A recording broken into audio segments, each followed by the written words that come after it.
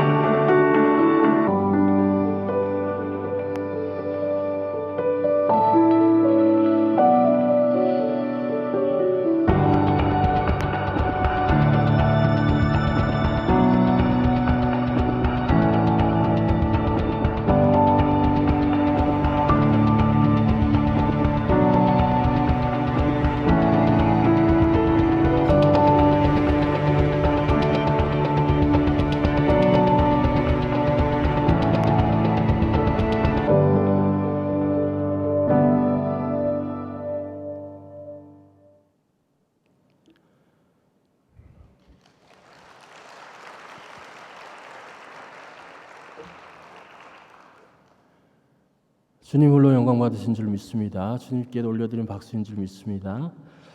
할렐루야, 할렐루야. 오늘 우리 가운데 하나님 함께 하시는 줄 믿습니다. 좋으신 여러분, 좋으신 하나님, 특별히 저와 여러분 사랑하셔서 오늘 이 기도의 자리, 은혜의 자리로 우리의 발걸음 인도하신 줄 믿습니다. 제가 5년 만에 지난주에 한국에 들어왔는데 처음 한국말로 지금 설교를, 지난주에 한 주 파송교회에서 설교를 하고 이틀째 지금 한국말로 설교를 하게 되었는데 잘할 건데 그래서 더 하나님께 기도하게 되고 성령의 임재를 간구하게 되는 것 같습니다. 주님께서 부족한 종의 입술을 주장해 주실 수 있도록 함께 기도하시는 마음으로 함께 예배해 주셨으면 좋겠습니다. 말씀을 전하는 건 불꽃교회에서 제가 처음인데 여러분은 저를 잘 모르실 텐데 저는 불꽃교회에 대해서 너무나 잘 알고 있습니다. 불꽃교회가 정자동에 있을 때 제가 불꽃교회에서 결혼을 했고요. 제 딸아이가 전용재 감독님께 세례를 받았고 또 부담스러운 개인적으로 제가 아는 분들이 여기 많이 지금 다니고 계시고 우리 공성원 목사님 항상 호피를 위해서 기도해 주시고 사랑해 주시고 무슨 사역을 할 때마다 늘 물심양면 동역해 주시고 사랑으로 함께해 주셔서 늘 감사한 마음을 갖고 있습니다. 제가 2003년부터 목회를 시작했는데 그때부터 감독님 도와주시고 시골에도 찾아오시고 미국에서 유학할 때도 계속 함께해 주시고 또 와서도 또 파송 예배도 제가 여기서 드렸거든요.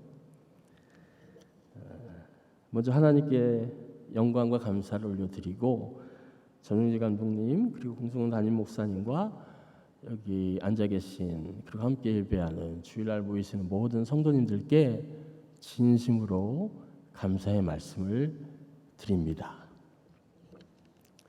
사도 바울은 선교를 위해 준비된 사람처럼 보입니다. 우선 바울은 베냐민 지파 후손이었고 로마 시민권을 가진 사람이었습니다. 로마 시민권을 갖고 있었다라는 것은 그가 그 당시 최강대국인 로마의 보호를 받고 있었다라는 뜻입니다. 대한민국 사람은 대한민국이, 미국 시민권을 가진 사람은 그 사람이 북한에 있을지라도 미국에서 그 사람을 보호하는 것처럼 로마 시민권은 그 당시에 일종의 통행증으로도 사용되었는데 로마의 시민을 해치는 것은 로마의 황제에 도전하는 것이다 라고 시민권에 적혀 있을 정도로 로마 시민권을 가진 사람은 특권층이었습니다. 그리고 바울은 그 시대 가장 유명한 랍비 중에 한 명이었던 가말리엘의 문화생이었습니다. 가말리엘의 문화생이었다라는 것은 그 시대 최고의 학부를 가지고 있었다라는 뜻입니다. 게다가 바울은 바리새인이었고 누구보다 율법에 정통한 사람이었습니다. 율법에 정통했다라는 것은 토라, 율법, 즉 하나님의 말씀, 쉽게 말해서 하나님의 말씀을 누구보다 잘 알고 있었다라는 뜻이기도 합니다. 또한 바울은 언어에도 능통해서 그 당시 사용되었던 히브리어, 아람어, 그리고 헬라어를 아주 자유롭게 구사했던 사람이었습니다. 그 당시 유대인은 주로 히브리어와 아람어 사투리를 주로 사용했는데 헬라어를 사용했다라는 것은 우리가 마치 지금 영어를 자유롭게 쓰는 것처럼 세계 어디를 가서도 헬라어로 다 의사소통이 가능했다. 즉 영어처럼 무역과 국제적인 일, 모든 일을 다 능수능란하게 할 수 있는 능력을 가지고 있었던 사람이다라는 것을 의미합니다. 바울이 이렇게 아는 것도 많고 로마 시민의 국제적으로 사용 가능한 언어에 능통한 사람으로 준비되었기 때문에 이 사람은 하나님께서 선교를 위해 사용하셨다라고 말하는 사람들이 있습니다. 저도 그렇게 생각한 적이 있습니다. 사도행전 9장에서 바울이 다메섹에서, 영어로는 다마스커스 에스던트라고 하는데 다메섹에서 예수님을 만나게 됩니다. 주여 누구시니까? 예수님 말씀하시죠. 나는 내가 박해하는 예수라. 바울은 환상 가운데 주님을 만나 뵙고 사흘 동안 보지 못하고 먹지도 마시지도 못합니다. 그때 예수님께서 제자 중에 한 명이었던 아나니아를 불러 말씀하십니다. 집가라 하는 거리로 가서 유다의 집에서 기도하고 있는 바울을 찾아라. 아나니아가 놀라붙습니다. 바울이요? 바울은 예수 믿는 사람들을 잡아다 고문하고 핍박하고 죽이기까지 했던 사람입니다. 우리 아는 것처럼 스데반 죽어갈 때 바울이 저놈 죽어 마땅한 놈이다. 바울이 이렇게 고백하는 것 사도행전에 나오지 않습니까? 아나니아도 바울에게 잡히면 자신도 고문받다가 죽을 것이라고 아마 생각했을 것입니다. 그런데 주님 말씀하십니다. 가라! 이 사람은 내 이름을 이방인과 임금들과 이스라엘 자손들에게 전하기 위하여 택한 나의 그릇이야. 바울은 정말 그가 가진 배경, 신분, 지식, 언어 능력 뭐 이런 것들 때문에 하나님의 쓰임을 받게 되었을까요? 그런데 말입니다.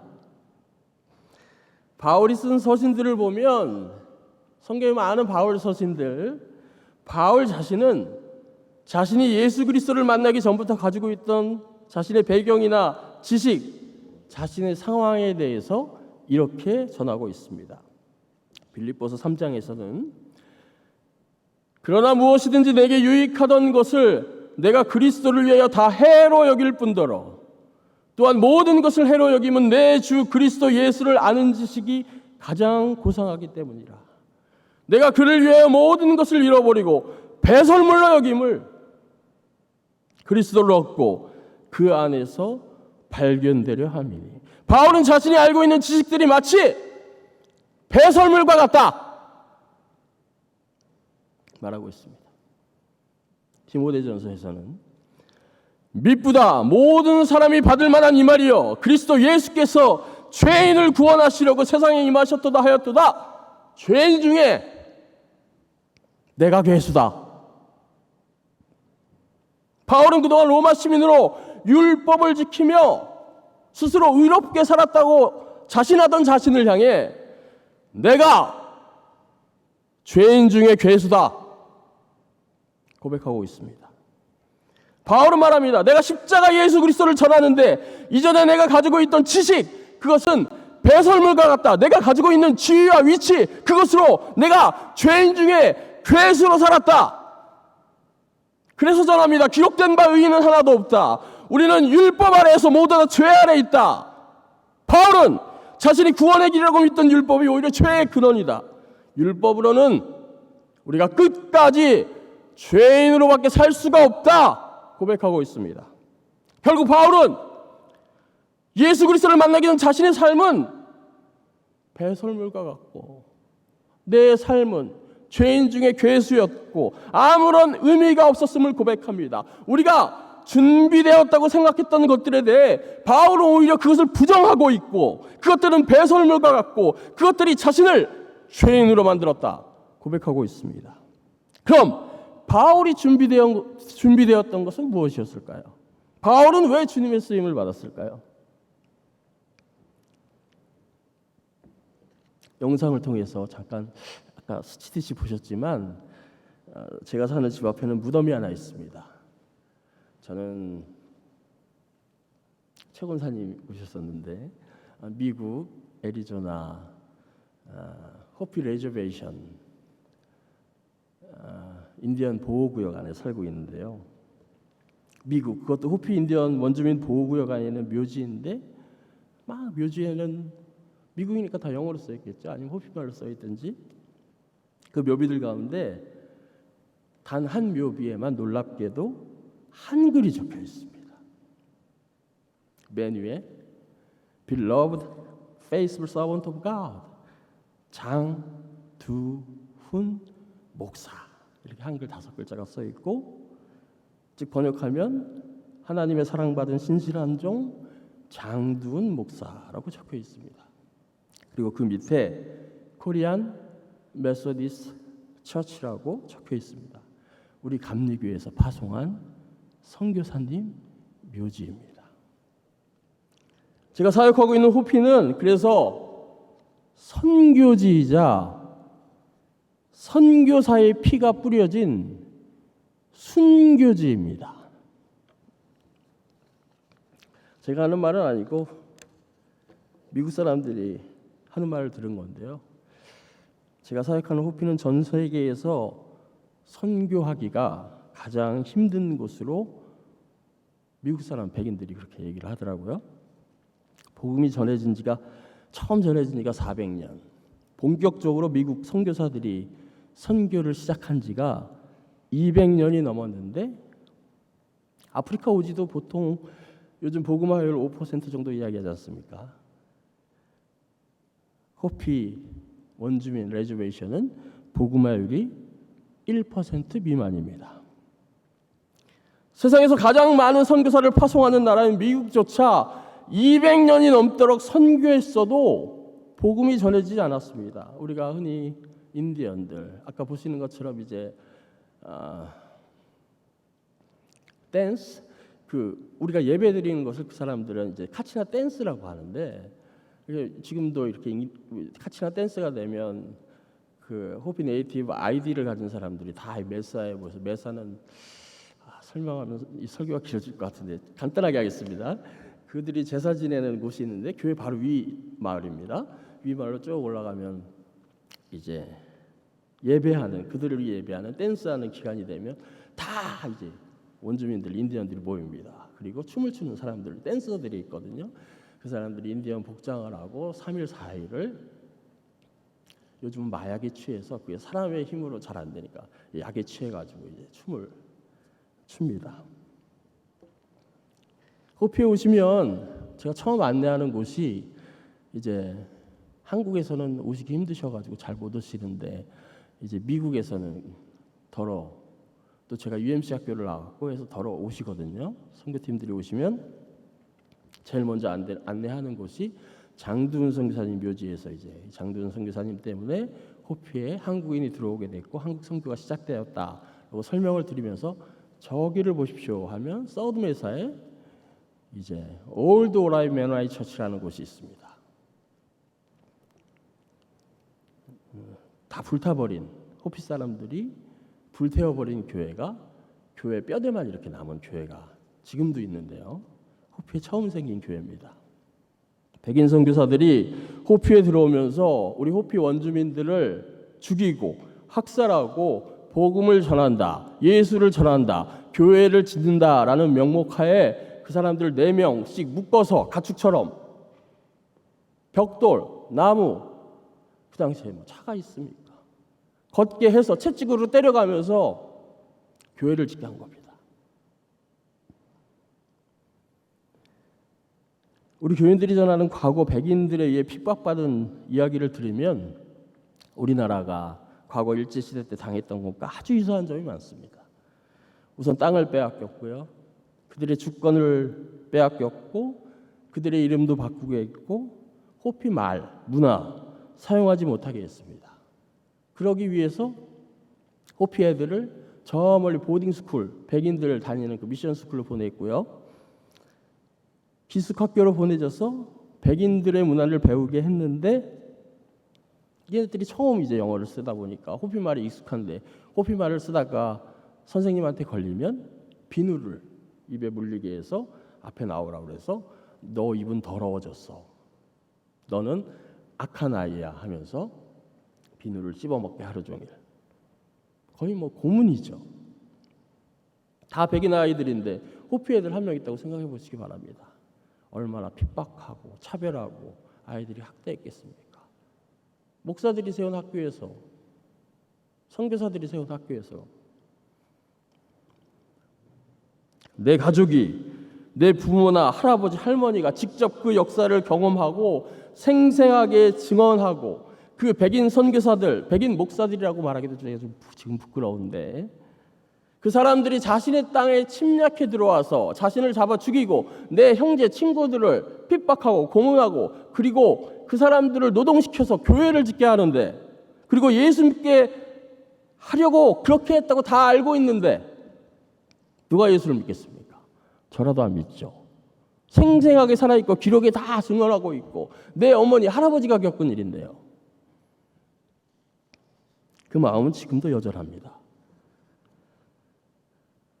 저희 교회 간혹 한인분도 선교를 오시지만 백인 선교팀도 오시거든요.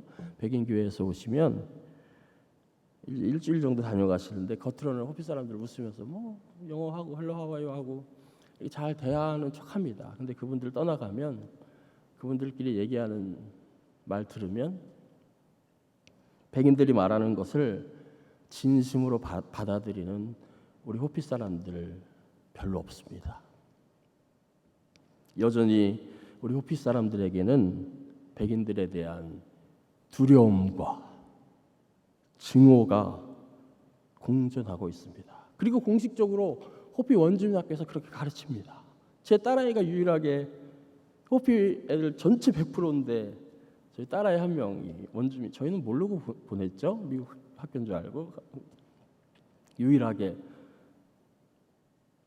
호피 말도 호피 애들 중에 제일 잘해요. 제가 지금 한국인인데 역사 시간에 암묵적으로 백인들은 너희의 적이다 라고 호피 역사 시간에, 호피 문화 시간에 그렇게 가르칩니다. 심지어는 그 호피 체어맨, 그러니까 우리가 흔히 하는 추장, 그러니까 퍼스트 매서, 세컨드 매서, 서드, 세 매사로 구성되어 있는데 호피는 그 매사의 리더들이 있고 매사를 대표하는 그 마을을 대표하는 추장들이 있고 그 전체를 대표하는 체어맨, 그러니까 호피에서는 대통령 티모시라는 아저씨인데 저랑 호영호제하면서 지냅니다. 저랑. 근데 그분은 공직에 나가는 호피 체어맨들의 자격은 뭔지 아십니까? 미국 대학 교육을 받지 않은 자 조건이. 그래서 제 딸이 이상하다고 대통령이면 많이 배워야 되는 거 아니야? 많이 공부해야 되는 거 아니야? 이상하게 대학 나온 사람은 못 뽑는다고. 그 정도로 호피에서는 여전히 백인들에 대한 두려움과 자기 스스로에 대한 문화를 지키려고 하는 마음이 심합니다.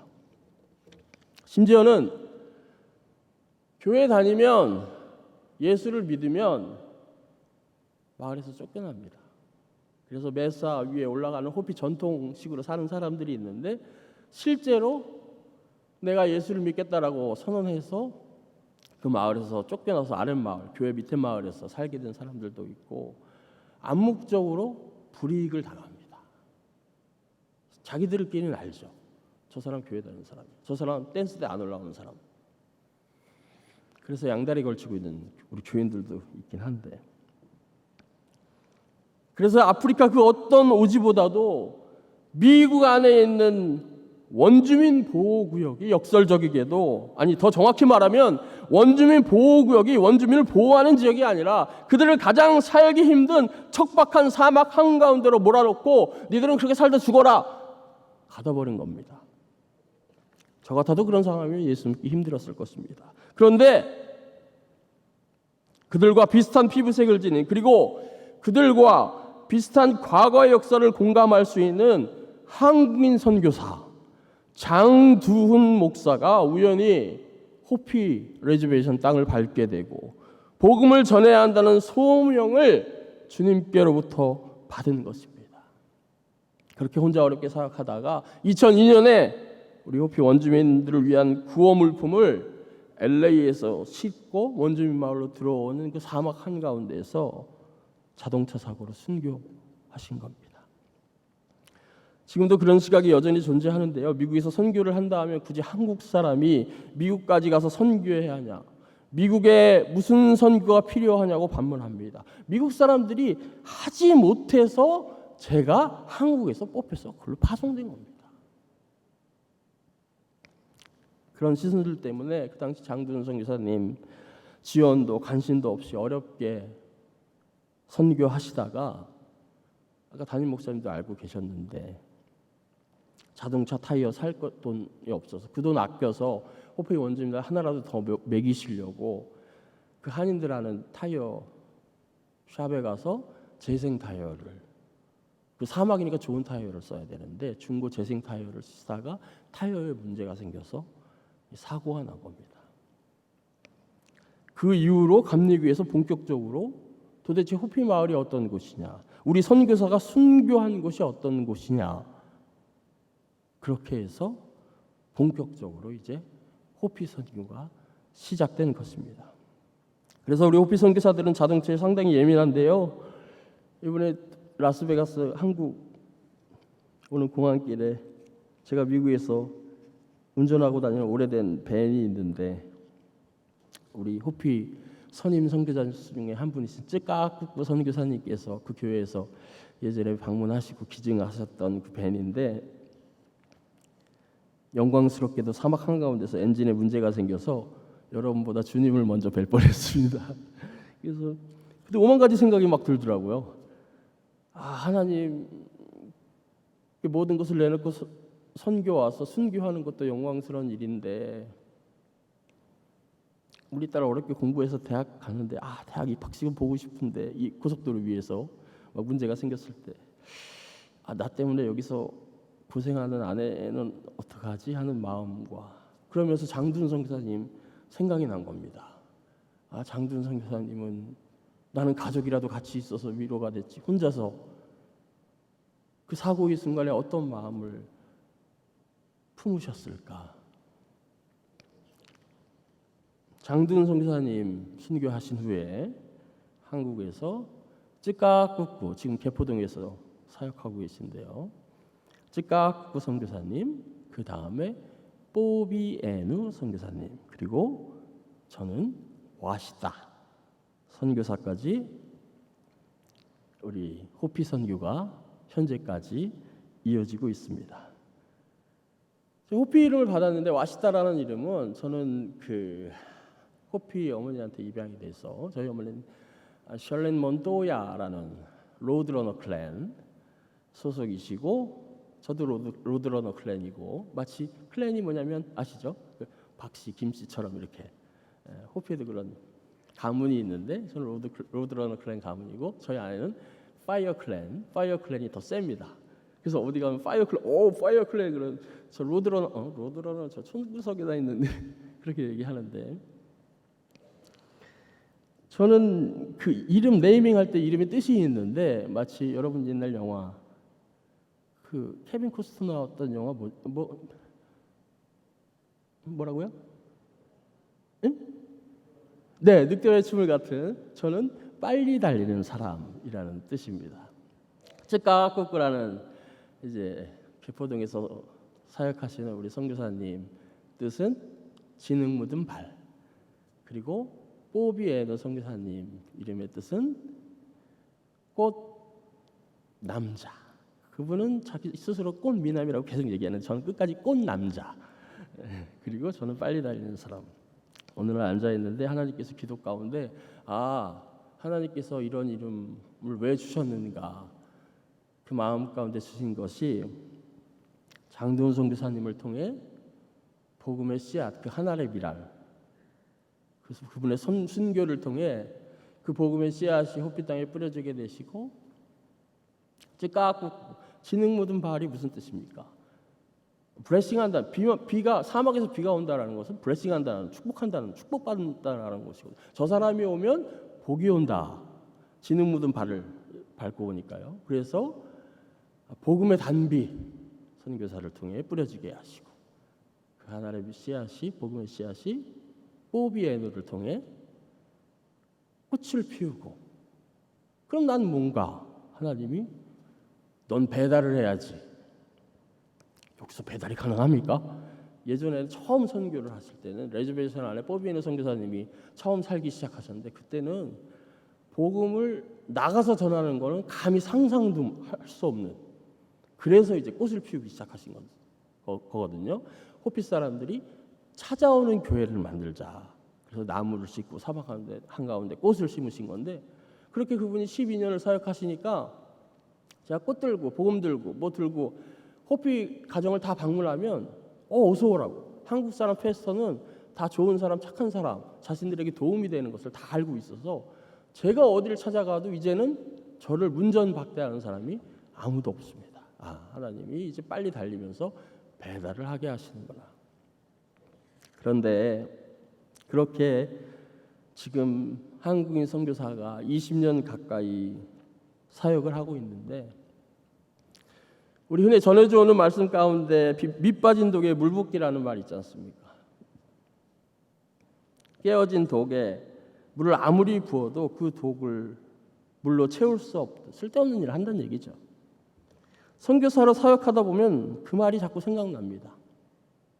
나는 도대체 언제까지 이곳에서 이렇게 쏟아붓기만 해야 하는 것인가? 아무리 쏟아부어도 독은 차지 않을 것 같아 보입니다. 제가 섬기는 제1매사교회가 116주년 됐습니다. 올해로 9월 첫 주가 116주년 창립 기념일인데요. 여전히 교회 일을 맡길 일꾼 한 명이 마땅치 않습니다. 선교사로 담임 목사로 복음을 증거하고 있지만 이 매사 시작되면 교인들도 그 호피 제사 지내러 다 올라가요. 성인식 하면 교회 잘 나오는 애들이 왜냐면 불이익을 당하게 되니까 남자애들이 이제 교회 딱 끊게 됩니다. 교회를 그렇게 다녔으면 변화가 있고 예수님 제자가 나올 만도 한데 유혹에 넘어지고 집을 나가고 마약에 알코올에 밤마다 취해서 총 들고 교회에 찾아옵니다. 우리 교인 중에 너무 힘들다. 나는 먹을 것이 없다. 그럼 선교사가 있는 거 다 이제 냉장고 털어가지고 교회 주일 식사할 거 이제 냉동식품 피자나 이런 거 싸주고 돈도 이제 캐시 같은 거 있으면 그러면 그 돈 가지고 집 나갑니다. 내 어머니가 가스비가 없어가지고 이 메인테너스 같은 거 이게 생활이 안 된다. 도와달라고 막 앞에서 울어요. 그러면 뭐 있는 것도 다 털어가지고 또 제가 잘 안 주니까 이제 저희 아내한테 이제 따로 연락을 해가지고 양쪽에서 가져가시더라고요. 그래서 가져가면 교회로 전화 옵니다. 니네 교인 지금 알코올에 취해 있으니까 네가 처리하라고, 마약에 취해 있으니까 길가에 누워 있으니까 데려가라고 연락 옵니다. 집에 물이 안 나, 아직도 미국에 물이랑 전기가 안 나오는 마을이거든요. 저희 호피 마을은 그런 마을이 그냥 교회는 물이 잘 나와요. 밑에 동네라. 그러면 물 필요하다고 그러면 물 교회에서 안 돼, 그럴 수 없잖아요. 그래서 물 받아가라고 그러면 좀 많이 받아가면 교인들이 저 사람만 물 줬다고 날리고 교회 밖에서는 또 교회에서 저 사람만 좋아해서 특혜 받았다고 그러고 목사를 비난합니다. 교회에서 행사를 계획하고 이제 마을 사람들 다 모아서 우리 식사를 대접하자 하면 마치 교회 뭐 여선이 교회 회장님 같은 총 책임을 맡은 사람이 당일날 아무 예고 없이 나오질 않습니다. 교회 밥을 해야 되는데. 그리고 몇 주 후에 씩 웃으면서 아무 일 없다는 듯이. 호피에는 I'm sorry란 말이 없거든요. 제가 대학원 다니고 유학까지 했는데 말이 서툴러서 그렇지. 그리고 목회를 지금 93년부터 설교하고 20년을 목회를 했는데 바보가 아니지 않습니까? 뻔히 보이는 거짓말을 앞에다 대고 하고 선교사들을 이용해 먹으려고 하고 한국 사람들 저 사람은 우리한테 착하게 할 수밖에 없어 하는 생각으로 뭔가를 계속 요구하기만 하고 제가 5년 호피에서 사역했는데 사역하면서 아내가 항상 하는 말이 있습니다. 우리 놀라거나 당황하지 말고 그냥 최악의 경우를 대비해서 사역하면 된다입니다. 마더스데이, 파더스데이 판락하기로 회의해도 아무도 음식 가지고 오지 않을 것을 대비해야 됩니다. 사인업해도 주일날 아침에 문자라도 보내면 다행이에요. 그러면 저희 아내가 50인분 식사를 제가 예배 인도하는 동안 혼자서 50인분 식사를 준비합니다. 놀랍지 않습니까? 다들 놀라시던데 다른 교회는 혼자서 50인분 식사 준비해야 되니까. 보드 멤버 미팅으로 중요한 사항 결정해도 결정만 하고 아무도 신경 안 쓰고 결국은 선교사 혼자 가정에서 다 해야 되거든요. 그러니까 섬겨지죠. 그래서 제가 조심스럽게 이건 좀 얘기를 해야 되겠다 불러다가 이제 보드 멤버니까 교회 얘기를 하면 목사가 블레임했다고 교회 안 나옵니다. 그럼 또 찾아가가지고 제가 아니 내가 영어가 서툴러가지고 네가 잘못 오해한 거다. 내가 그런 뜻이 아니었다. 또 사정합니다. 교인들끼리 또 싸워요. 그러면 저는 뭐 영문도 모른 채 둘이 안 나오면 왜 안 나오냐 그러면 여기 가서 또 목사가 사정해서 나오라고 여기 가면 또 목사가 사정해서 이것도 한국은 비슷하지 않습니까? 도대체 언제까지 우리 참아야 될까요? 언제까지 부어야 될까요? 새벽마다 새벽마다 하나님께 따져 묻습니다. 하나님 이거 언제까지 해야 되죠? 바울은 알고 있었습니다. 나는 못한다. 내가 가진 능력, 내가 가진 지식, 내 성격, 내 배경, 내 능력으로는 절대 하지 못한다. 내가 아무리 로마 시민권을 가지고 있고, 내가 아무리 언어를 구차하게 잘 구사하고, 아무리 배운 것이 많고, 그래도 나 이거 못해. 대신에 그래서 내가 이미 가지고 있는 것은 다 배설물이고, 나는 죄인 중에 괴수고, 그래서 성령이 주시는 성령의 은혜로 사명을 감당하는 것이다. 날마다 매일매일 나를 채우시는 성령의 놀라우신 역사와 예수 그리스도의 그 놀라운 사랑과 은혜, 그것을 내가 매일 예수를 뜨겁게 만나고 예수를 경험하여 그 사랑으로 사명을 감당하는 것이다. 바울은 그 비밀을 알고 있었습니다. 그래서 바울이 변도하지 않았는데 고린도전서 13장에 사랑에 대해서 어떻게 그렇게 썰을 잘 풀어요? 바울은 예수님을 통해서 사랑이 무엇인지, 사명은 무엇으로 감당하는 것인지 예수님을 만나게 돼서 알게 된 것입니다. 그리고 바울에게 준비되었던 것은 다른 것 하나도 없었습니다. 단 한 가지, 다메섹 도상에서 예수님을 만나 성령 충만함 받은 것, 그거 한 가지였습니다. 성경에 바울이 언어를 잘해서 뭐 어떻게 해서 배운 게 많아서 뭘 어떻게 여기서 이용했고 그런 거 하나도 나오지 않습니다. 그건 다 배설물입니다. 사역은 성령의 은사와 열매로 감당하는 것입니다. 내가 가진 것이 아닙니다. 하나님이 부어주시는 것입니다. 하나님께서 은혜로 날마다 우리에게 채워주시는 것입니다. 내가 내 생각, 내 의지, 내가 가진 것으로 사역하면 결국 새고맙니다. 내 그릇은 작고 구멍이 나 있어서 그릇에 담긴 것으로는 할 수 없다. 그러나 내 그릇이 비록 작고 구멍이 나서 셀지라도 차고 넘치는 성령의 역사로, 그리고 성령이 나의 그릇을 통해 흘러가게 하면 결국 매일매일 우리는 놀라우신 하나님의 은혜, 예수 그리스도의 사랑, 그 성령의 역사, 내가 먼저 감격하게 되고, 내가 먼저 충만하게 되고, 나를 통해 그 성령이 흘러가게 된다. 믿습니까? 우리는 그 예수님을 매일매일 뜨겁게 만나는 그 감격으로 사명을 감당하는 것입니다.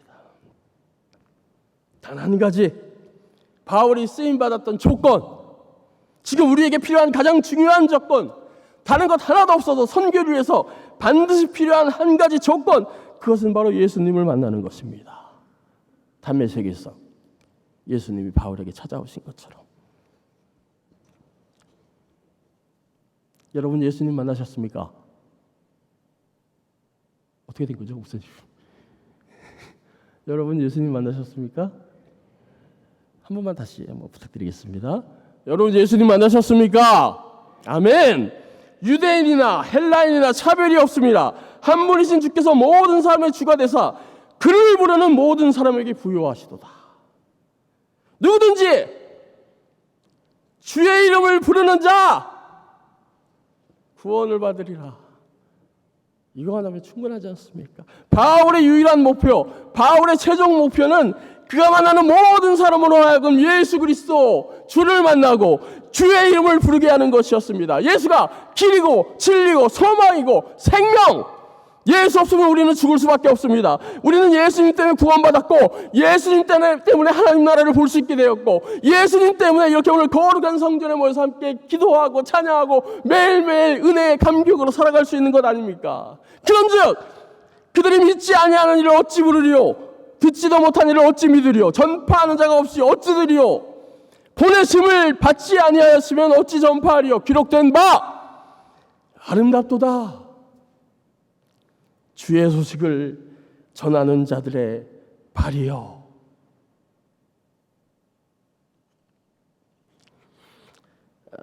저는 사실 호피 선교사가 되기 전에는 선교사가 되리라고는 정말 꿈에도 한 번도 생각해 본 적이 없었던 사람이었는데요. 제가 선교사로 사역했던 곳이 인천에 있는 에스루 교회라는 곳이었는데 그 전도사로 사역했던 곳은 그 안에 자체 선교 훈련원이 있어가지고, 그리고 아마 거의 그 당시에 우리나라에서 가장 많은 선교사를 파송하는 교회 중에 한 교회였어가지고, 그 교회 사역자들은 무조건 그 선교 훈련 이제 과정을 이수하게 돼 있었는데, 저만 안 유일하게 저는 유학 갈 거라고 나 유학 가니까 저는 선교사 훈련을 조금 하면서 저만 유일하게 선교 훈련을 거부했던 사역자였는데요.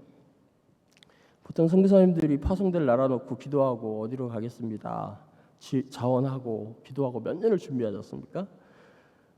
저는 그런 준비를 안타깝게도 할 수가 없었습니다. 이미 선교에서 찾아오셔가지고 저한테 제발 이제 갔으면 좋겠다, 네가 적임자다, 뭐 여러 가지 조건들을 말씀하셨는데, 물론 보시는 것처럼 외적으로는 완벽한 선교사로서의 준비가 돼 있었지만, 가서 영어도 설교도 해야 되고 미국에서 살기도 온 사람이었으면 좋겠고 화목한 가정이었으면 좋겠고 뭐 이런저런 막 말씀을 이제 하셨습니다. 저도 그래서 내가 쓰임을 받았나? 그런데 그곳에 사역을 시작하면서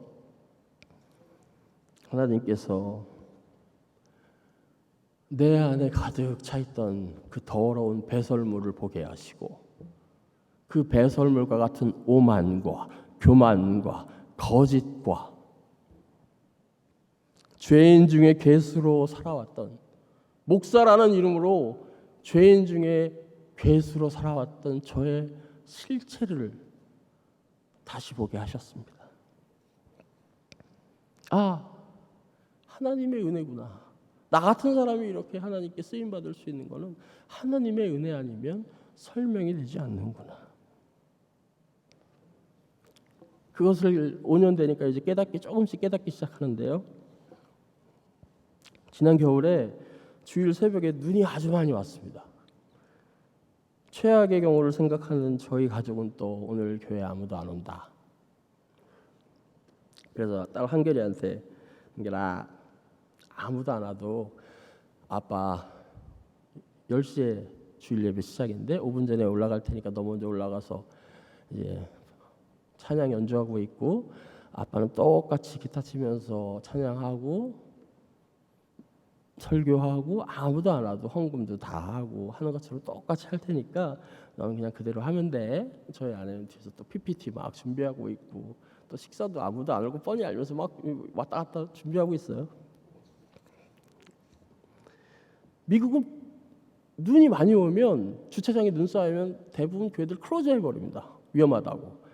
호피는 더군다나 다 비포장이어가지고 차들이 못 다니거든요. 비나 눈이 오면 걸어 다니지도 않아요. 사람들 다닐 수도 없고. 그리고 교회에 좀 올라오는 언덕길이 있어가지고, 우리 권사님 아시겠지만 그 언덕길에 눈이 쌓이면 이제 얼어가지고 차가 이제 4x4 픽업 트럭 같은 거나 간신히 올라오지 힘센 거나 웬만한 차는 다 못 올라오고요. 10시가 됐는데 당연히 아무도 오지 않았습니다. 그래서 찬양을 시작했죠. 아까 찬양팀 하시는 것처럼 Blessed be your name 뭐 이런 거 저희 교회 많이 찬양하거든요. 뭐 10,000 region 뭐 이런 찬양 막 하는데, 갑자기 교회 뒷문이 딱 열리더니 머리가 하얀 호피 사람 한 명이 터벅터벅 걸어오는 겁니다. 저 사람 어떻게 교회 왔어? 제가 너무 궁금해서 예배 중간에 찬양을 하면서 너무 물어보고 싶은데, 근데 조금 있다가 하면 떠벅떠벅 한 가족이 머리가 하얘가지고 예배당 안으로 걸어오는 겁니다. 갑자기 찬양하는데 목이 매가지고 예배 시작도 안 했는데 울면 안 되는데 막 이러고 있는데, 또 우르르 남자들이 나가요. 그래서 왜 나가? 어디 가려고 나가? 근데 또 남자들이 우르르 나가서 또 한 가족을 데리고 와요. 어떻게 된 거야? 그랬더니 나중에 알고 보니까 계속 그 언덕을 오르다가 차가 실패해서 옆길로 빠져가지고 남자들이 내려가서 그 차를 이제 들어가지고 안전한 곳으로 옮기고 다 걸어오고, 예배당 마치고 이제 인사를 하고 교회당 문을, 예배당 문을 딱 열었는데 주차장에 교회 마당에 차를 대는데 차가 아무도 없어. 한 대도 없어요. 차 다 어디 갔어? 그랬더니 우리 교회인들이 저쪽 하이웨이에다가 차를, 미국 사람들은 상상을 못하는 일인데 그 하이웨이 근처에다 차를 다 대놓고 걸어 올라온 겁니다. 그리고 유스 멤버 애들 한겨레 친구들은 그 앞에서 눈싸움하고 있어요. 쟤네들은 또 교회 어떻게 왔어? 뛰어서 왔대요. 아니 평소에 뛰어올 거리면 왜 차량 운행해달라고 전화를 하는 거야? 저희 아내가 급하면 트럭 가지고 막, 저희 아내가 저렇게 생겼지만 교회 그 도요타 타코마 옛날 10년 넘은 트럭 그걸로 막 차량 운행도 하거든요. 어떻게 왔어? 얼마나 제가 감격스러운지 제가 교회 끝나고 우리 교회한테 물어봤습니다. 제일 오래된 디케 아저씨라고 있네요. 교회 어떻게 왔냐니까 그 아저씨가 그럽니다. She is looking for shepherd, 그렇게 얘기를 하더라고요. 그러니까 패스터 박 목사, 양들은 목자 찾아가는 거지. 그러면서 저한테 하는 말이, 우리 다 알아. 또 지난번에 코로나로 대면 예배 못 드릴 때 혼자 코로나 걸려가지고 주일날 다 죽어갈 때 예배당 지킨다고 예배당에서 혼자 누워있던 거 우리 다 알아.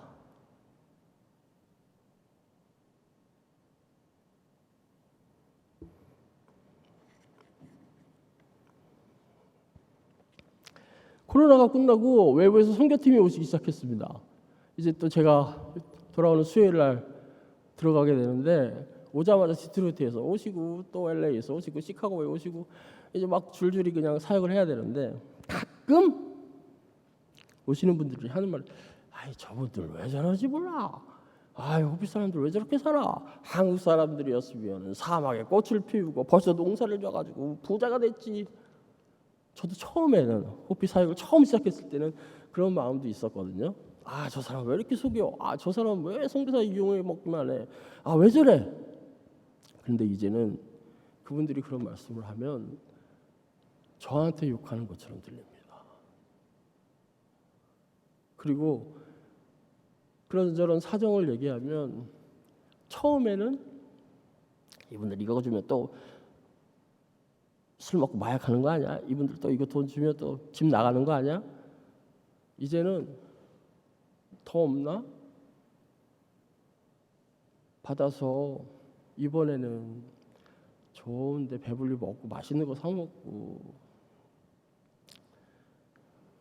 건강했으면, 건강한 음식 먹었으면 좋겠는데 하면서 눈물이 납니다. 제가 선교를 시작하면서, 하나님 제가 여기 와서 진짜 할 수 있는 게 아무것도 할 수가 없네요. 제가 정말 재주가 하나도 없네요. 그동안 20년을 목회를 했는데 할 수 있는 게 이렇게 없는지 몰랐습니다. 하나님 원망하면서, 하나님 제가 기도 많이 할 테니까 성령의 은사 좀 주십시오. 누구처럼 병 고치는 거 뭐 이런 거 안 바랄 테니까 뭐 예언이나 환상이나 아니면 뭐 지혜나 뭐 하나님 주시는 능력들이 있지 않습니까? 그런 거 주시면 저 선교 더 잘할 수 있을 것 같은데 하고 기도한 적이 있습니다. 근데 하나님께서 감사하게도 그런 저를 가엾이 보시고 그런 은사들보다 더 큰 은사, 가장 좋은 길을 이제야 조금씩 보여주시는 것 같습니다. 바울이 성령으로 사역한다는 것은 성령의 은사 중에 가장 크고도 특별한 길, 가장 큰 은사, 사랑으로 사역했다. 바울이 예수를 전할 때는 그가 경험한 사랑이 함께 증거되었다 라는 의미입니다.